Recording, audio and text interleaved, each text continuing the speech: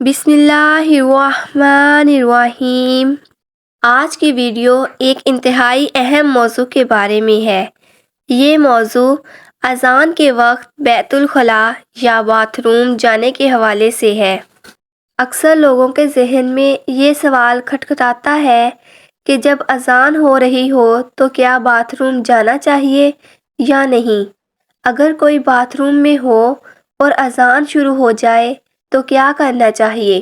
آج کی اس ویڈیو میں ہم آپ کو اس کے بارے میں تفصیل سے بتائیں گے کہ اذان کے وقت باتھ روم جانا کیسا ہے، اس بارے میں شرعی حکم کیا ہے۔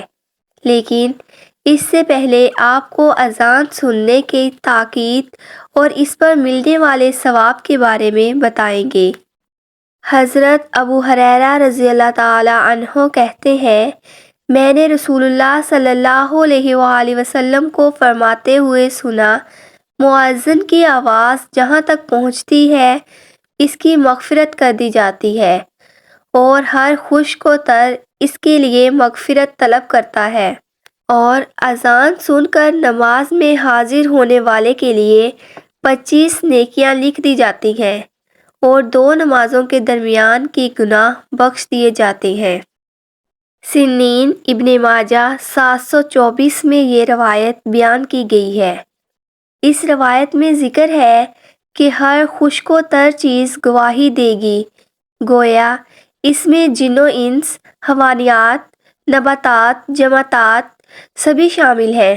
حضرت عبد الرحمن بن ابو صعصع سے روایت ہے کہ مجھے ابو سعید رضی اللہ تعالی عنہ نے یہ فرمایا کہ میں دیکھتا ہوں کہ تمہیں بکریوں اور جنگل میں رہنا پسند ہے، اس لیے جب تم جنگل میں اپنی بکریوں کو لیے ہوئے موجود ہو اور نماز کے لیے اذان دو تو تم بلند آواز سے اذان دیا کرو، کیونکہ جن و انس بلکہ تمام ہی چیزیں جو مؤذن کی آواز سنتی ہیں قیامت کے دن اس پر گواہی دیں گی۔ ابو سعید رضی اللہ عنہ نے فرمایا، یہ میں نے نبی کریم صلی اللہ علیہ وآلہ وسلم سے سنا ہے۔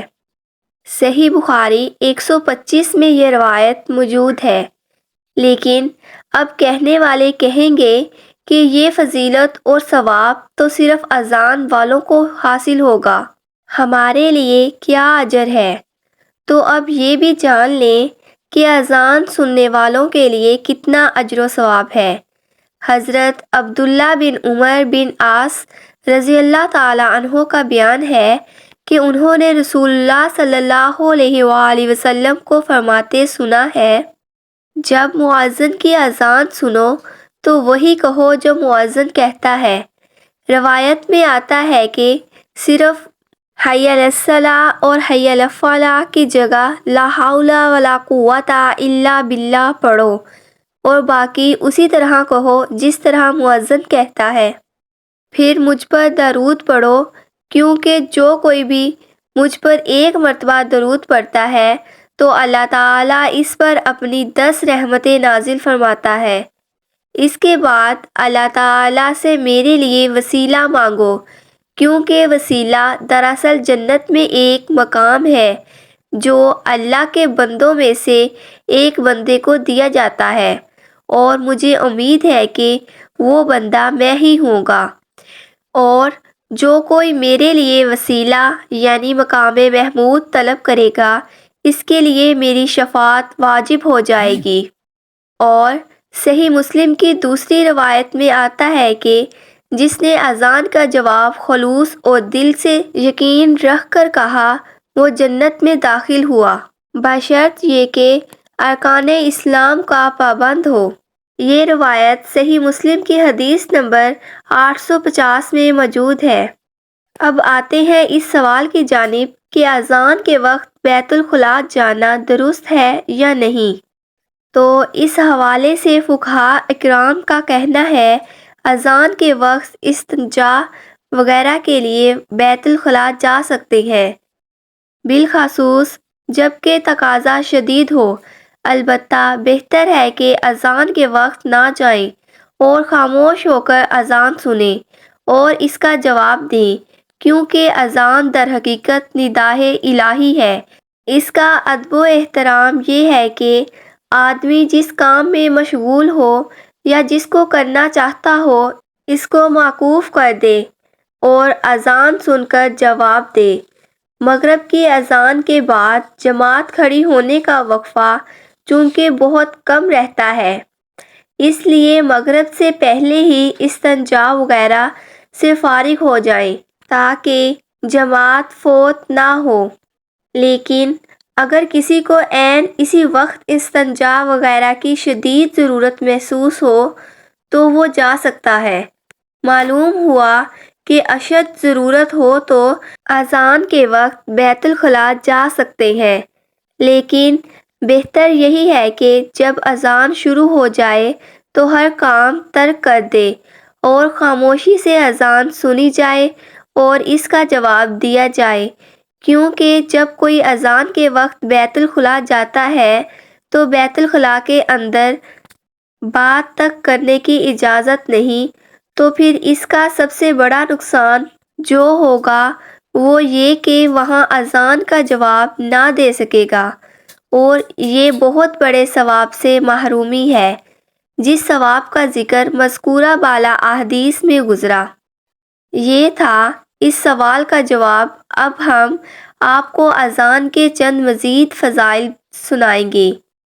حضرت ابو سعید رضی اللہ تعالی عنہ سے روایت ہے کہ رسول اللہ صلی اللہ علیہ وآلہ وسلم نے فرمایا، اگر لوگوں کو اذان کے ثواب کا علم ہو جائے تو وہ اس طرح خاطر تلواروں کے ساتھ باہم برسر پیکار ہو جائیں گے۔ حضرت عبداللہ بن عمر رضی اللہ تعالی عنہ آپ صلی اللہ علیہ وآلہ وسلم کی روایت سے نقل کرتے ہیں کہ 3 قسم کے لوگ قیامت کے دن مشک کے ٹیلے پر ہوں گے، جنہیں دیکھ کر تمام اولین و آخرین رشک کریں گے۔ ایک ایسا غلام جو اللہ تعالیٰ اور اپنے آقا کے حقوق ادا کرتا ہو، دوسرا وہ امام جس سے اس کے مقتدی راضی ہوں، تیسرا وہ مؤذن جو 5 وقت کی اذان دیتا ہو۔